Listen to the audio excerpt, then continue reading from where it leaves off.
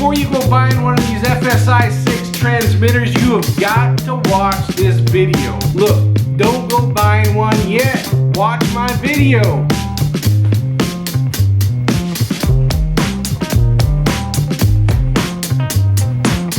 Wayne Stevenson here. What's up, everybody? Wayne Stevenson here. And I got a very special video for you today. Today we are going to go over one of the most popular beginner radio transmitters for FPVing out there, the FlySky FS-I6 series. Here's the scoop. These FS-I6 systems can be a little bit confusing to a beginner. So what I'm going to do in this video is I'm going to tell you all about these, what to look out for, what receivers to buy. I'm going to show you how to bind your transmitter to your receiver. I'm going to show you how to wire up your receiver to your flight controller. I'm going to tell you what receivers not to buy. And I'm also going to tell you how to configure Betaflight to run with your receivers. Okay, let's get started. The number one point I cannot stress enough is you are not buying an S-Bus receiver. If you take anything out of this video right there, learn that. Do not put that on your S-Bus pad. It will not work on an S-Bus pad. Okay, let me break this down to you. If you haven't already purchased a transmitter yet, you're going to want to get the FS-I6 or one of its variants. The FS-I6X or the FS-I6S. I've got an S over here I'm going to show you. This one here is the FS-I6S. This one here is the regular FS-I6. The X variant's out there too. It's got a little bit more channel support than this one, but this one can be upgraded to a different firmware where it'll support more channels, which is what you're going to want to do. You will need an added data cable for that. Think about that. I'd recommend going with this or with the i6X, which is identical to this, just already has the firmware updated to it pretty much. So just stick with me, stick it out, watch this video. If it helps you, make sure you give it a thumbs up. Please subscribe to my channel because I got a lot of good beginner videos out there, and I'm a FlySky guy, so this isn't the first time you're going to see any FlySky equipment on my channel. Second of all, hit that notification bell. It'll let you know anytime I put new content out, because I am putting out at least 2 videos every week. If you're shopping for a receiver, make 100% certain that it is an iBus compatible receiver. I'm going to recommend a bunch to you today, so pay attention because you're probably going to end up buying one that I recommend to you today if you haven't already gotten a receiver. Specifically, I'm going to tell you this right now. Any receiver that requires PWM, which is a single wire for every channel, you don't want that. So if it's not on my list of recommended ones, do not get that. Here we are, guys. We got some of the most common FlySky receivers available on the market right now.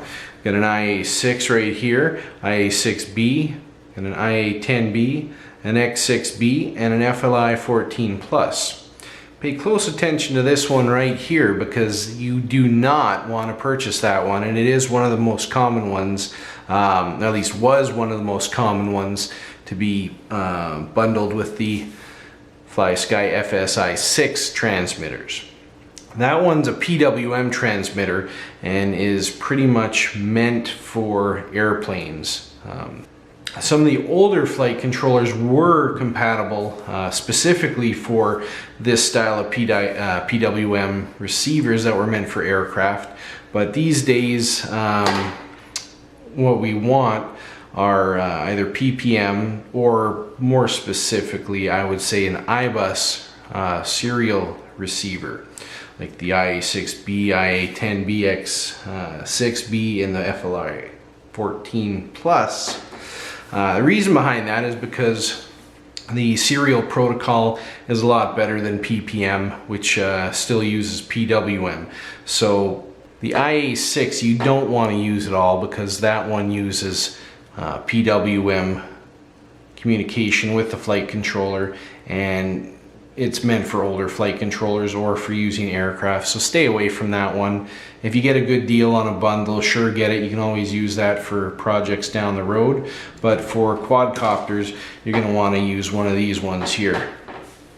The IA6B right here is excellent. I use that on a lot of my quads. It's got excellent range. The only downside to it is there's no real way to connect this to your frame. You know, sticky tape, zip ties. I'm constantly having to replace the tape, constantly having to put new zip ties on there. So I don't like these or the IA10B. The difference between these two is they also have PWM pins. One's got 6 channels, one's got 10 channels. Of course, it doesn't really matter because we're going to be using the servo line on here to get iBus communication when we do go to use them. Likewise, the X6B also supports PWM, supports iBus and PPM as well, and it comes with you know, a wiring harness that you can use PWM. Again, we don't want to use that. Cool thing here though is that we have some extra silicone wires that we can use for getting rid of older style wires like these plastic insulated DuPont wires. These are garbage. When they get hot, they create a mess. At any rate, I'm getting off track here, I apologize. So great thing here is it comes with an excellent harness for whether, you know, whichever way you want to do it. You're gonna end up snipping these off and soldering them directly to your flight controller anyhow. Very rarely are you going to see flight controllers now with the DuPont pins. It's kind of a thing of the past. We've moved on from there. The X6B is an excellent flight controller. Problem I have with this is the mount holes. It's a 30mm stack, which means you can stack it. There's some excellent frames out there. Only problem is that the holes are not your standard M3, so you might have to drill them out depending on the size of your stack, or the mount holes that go through them. So keep that in mind. It's an excellent receiver. I love it. One thing I don't like is the style of antennas right here. I'm always replacing them. They're falling off and they're a real pain to push back on, and you could end up damaging them. They're not the most expensive receiver, so it's not that big of an issue. FLI 14 Plus, this is an excellent receiver, great for you know, whoops, great for 3 inches. It's really small. Another downside to this is that there's no real easy way to mount this thing. You can use double-sided tape, but you're covering up chips, things like that. It gets it dirty. You know, you can heat shrink it, which is what I end up doing, but then when you go for that, the bind buttons are a pain in the butt. Let's see if we can see right there. I'm going to zoom in. The bind button is like a little microscopic little pin. You need to get your fingernail on that to push that in. Same thing here. This is a little bit better with on the X6B. You got bigger buttons. So just to recap this, these ones are great. They're a little big for what we need. You can probably rip it apart, take out the extra pins that you don't need. It'll get rid of some of the weight, but again, they're a pain to mount inside your quadcopter. Same thing with the FLI 14 Plus. And the main thing between these little guys and the bigger guys is you get increased range. The range on these guys is phenomenal. The X6B is a little bit less, and more so with this. And that's also due with the, you know, the antenna length and the type. Two that I want to mention that I don't actually have spares laying around to show you. They're buried deep inside builds. Is the FlySky FS-I6S receiver. It's similar, a little bit bigger to this one. Comes already heat shrinked. Similar bind button that sucks. It's hard to get at. I use a few of those. They're great. The range is pretty decent. I fly them in my 3-inch quads.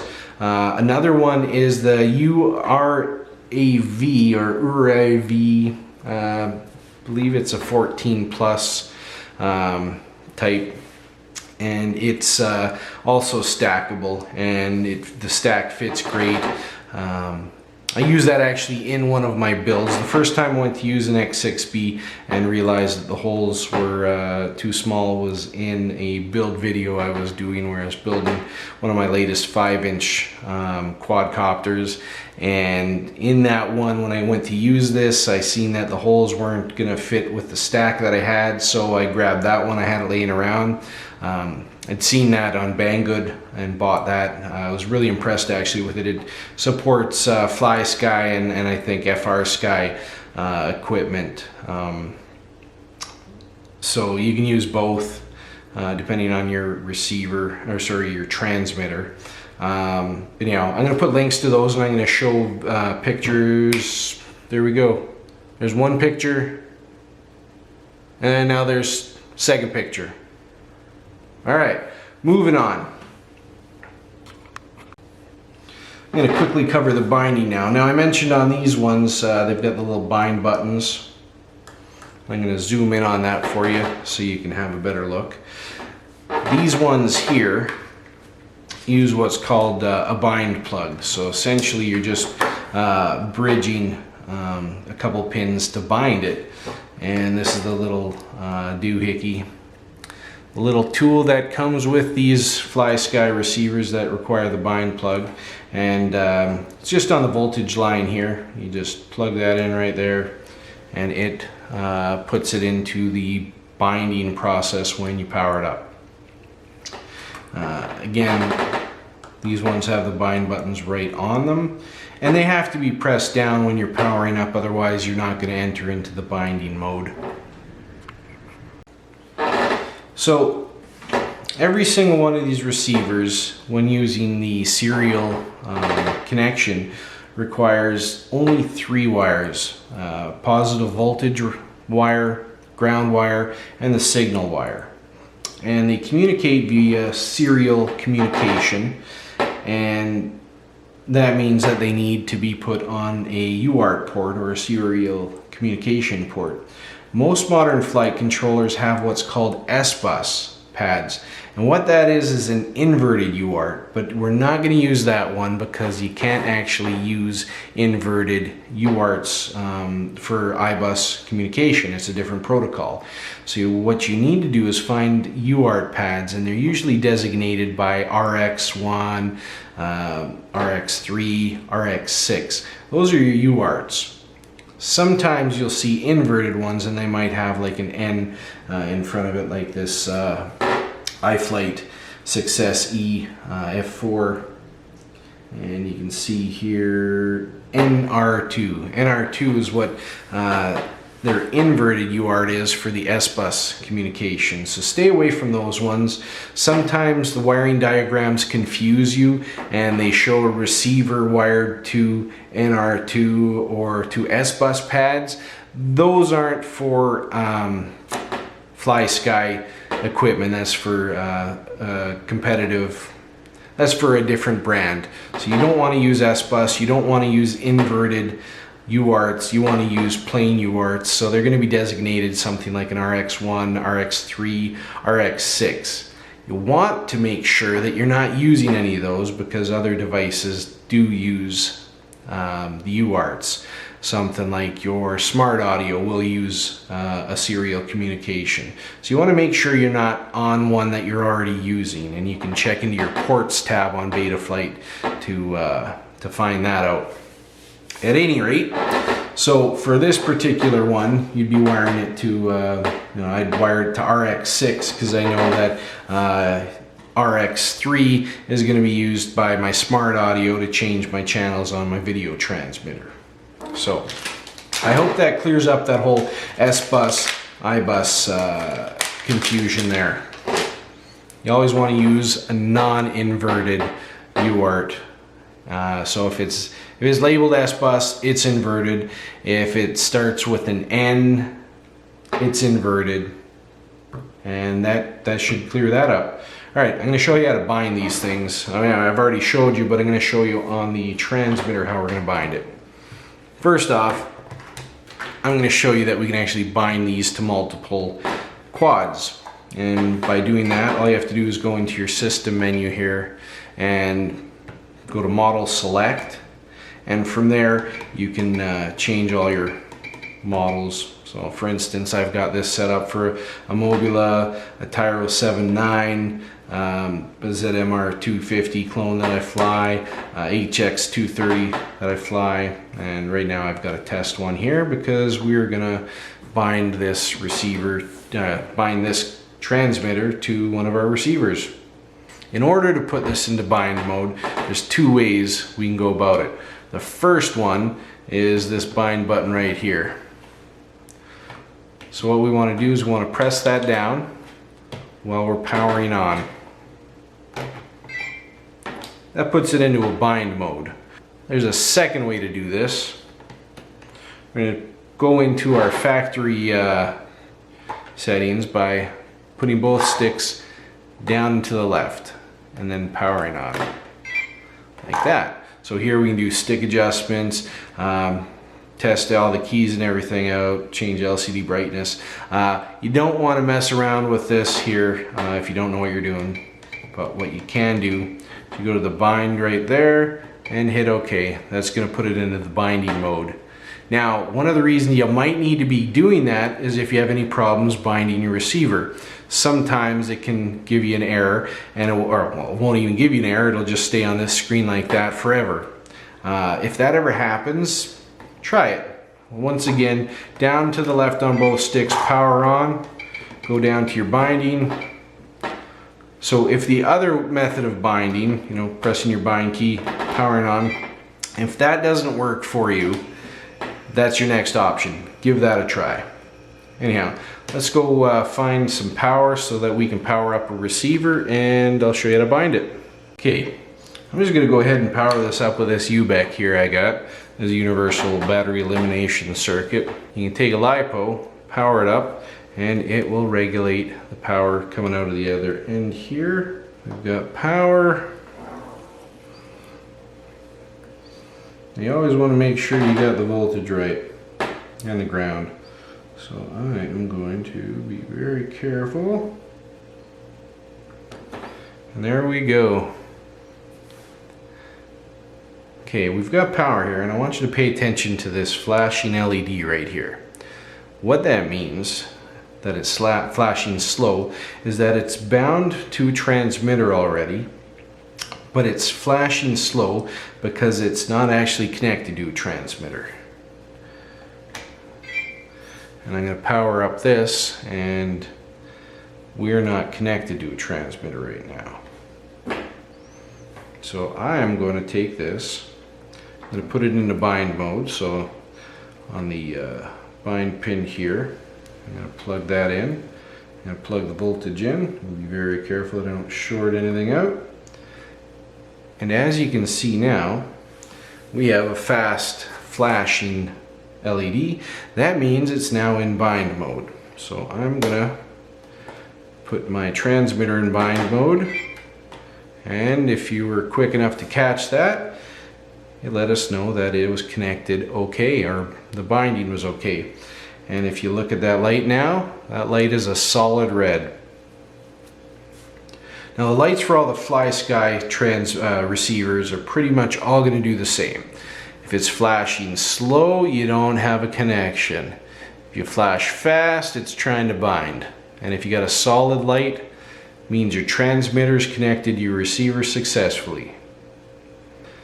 One thing I want to point out to you is that with the IA-10B and the IA-6B, we're not actually going to use any of the PWM pins, except for maybe powering it if we want. What we are going to use is the servo pins. So I'm going to show you right now. All these pins down here, these are all PWM pins. We don't want to use them. We want to use these three right here. Those are the three we want to use, okay? So if we're looking at it straight on, we want to use these three pins right there. And I'm going to plug in right now and show you just like that. Okay, so you can see where it's plugged in. Those are the servo pins. those are going to be the iBus there. iBus pins. Now I'm going to show you where our power pin is. So, I mean, your voltage is always in the middle, so that's kind of a safety feature. And see how I plug in? We don't have an LED flashing. That means we're not properly grounded. We're not getting power, which means we've got the ground pin, or our ground wire, on our signal line. So we're not able to complete the circuit. It's not going to get power. So of those 3 pins, your servo pin, or sorry, your ground pin is going to be on the left, and your voltage on the right. All right, so one more time. We're powered up. We got a slow flash here.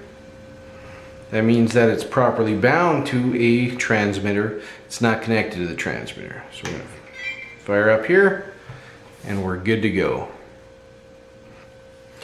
All right, now just to reiterate, because this is the most often overlooked aspect of this, your 3 pins from left are your ground, the middle is voltage, and your right is your signal pin. One thing I'd also like to point out is make sure you have aircraft or airplane selected.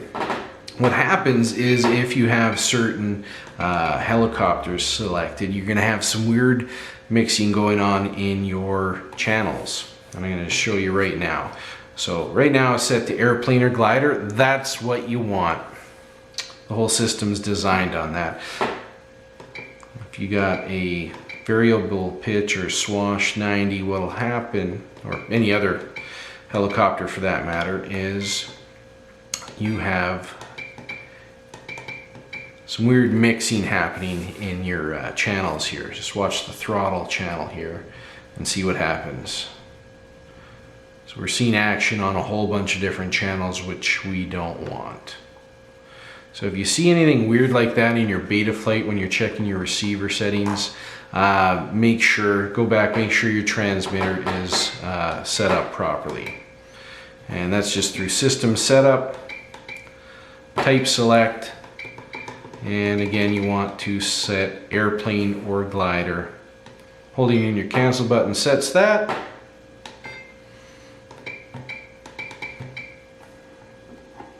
And now you can see everything is the way we want it.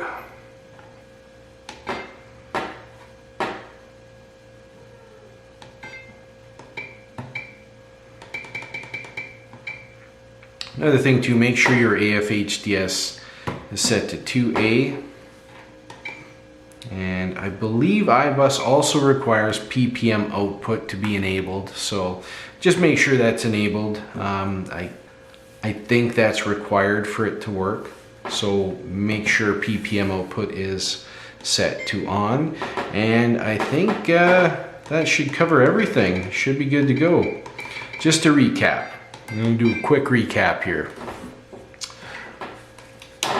1, make sure if you're using one of the IA6Bs or IA10Bs, make sure you're using the servo pins right there.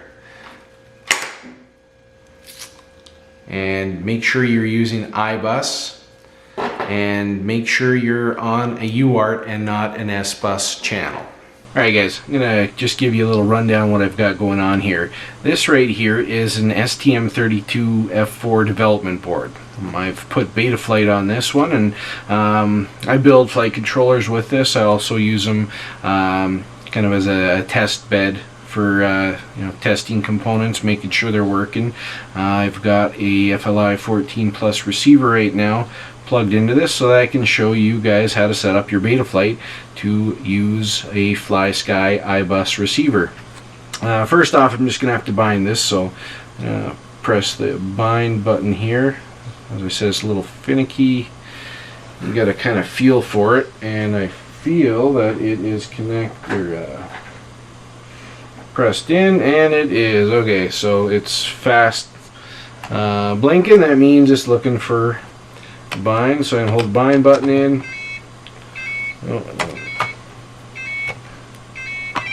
There we go. And now it is bound. So unpower it, power back up. Okay, so we've got a solid light. That means it's connected to the transmitter and it is bound. We are going to connect to Betaflight now. So I've got this plugged into a UART port here on this SMT32F4. So we're going to go into our ports, and this one's the UART 1. If you look at the data sheet for the STM32F4 microcontroller, and UART 1 here is going to be serial receiver. So we've got to enable the serial RX right here. That tells Betaflight that it is going to use that UART pin right here, which is right here on the flight controller. I'm going to save and reboot that. COM5 will connect. As you can see here, serial RX. That's exactly what we're looking for. Now if we go under the configuration tab, under the receiver mode, it's currently set to PWM. You got to select one. We don't want PPM, don't want PWM, we don't want MSP, we don't want SPI. We are going to use a serial based receiver. And for the protocol, of course, it's FlySky, so we are going to use the iBus protocol right there. I'm going to save and reboot this. Now, let's go over to our receiver. And as you can see, we've got all of our channels working. There we go. And I want to show you what will happen is if you don't actually have that signal pin connected. And this is important because a lot of people think that it's connected but it's just not working. Well, just because your receiver is bound doesn't mean that it'll actually show up in Betaflight. So we're just going to pull the signal wire here. You're going to see what happens if Betaflight doesn't get a receiver signal. Right there. See how that throttle drops to 885? Nothing. When we put that signal back in, alright.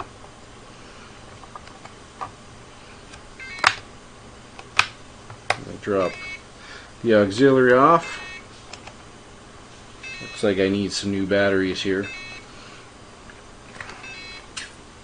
Once again, we're going to drop that signal. You see how the throttle drops to 885, below the 1000 threshold. It's not receiving any data on there. Put the signal back, goes to 1000. So that's kind of a little bit of a troubleshooting tip right there. Hey guys, thanks for watching. I hope you enjoyed it, and more importantly, I hope it helped you out.